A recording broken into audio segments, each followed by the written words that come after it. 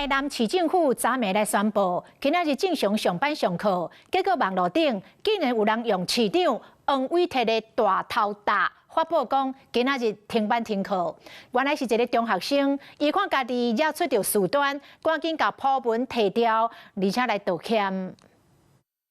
花甲煞风台扫来，台南即马无受到影响，今仔日正常上班上课。毋过有目睭真来的网友伫咧社群发现，有人偷用台南市长黄伟哲的头像，宣布台南今仔日休假，伫咧网络顶引起侪人讨论。黄伟哲尾仔透过社群发文讲，有人偷用伊的相片发布风台停班课的消息，已经犯法。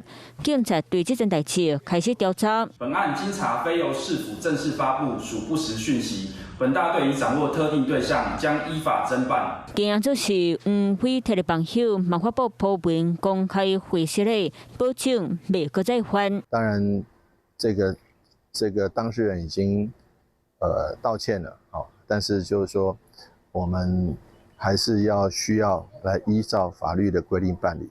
这不是我个人能决定的。那这位假市长竟然只是一位中学生。针对该生的不当行为，本校将尽速召开奖惩委员会，依校规妥善处置。学校已经和学生家长沟通，嘛达成共识，会尊重司法机关后续的调查和处理。Hello， 我是林仙怡。想要抢先掌握最及时的新闻资讯吗？赶快订阅、按赞、开启小铃铛，锁定华视新闻 YouTube 频道。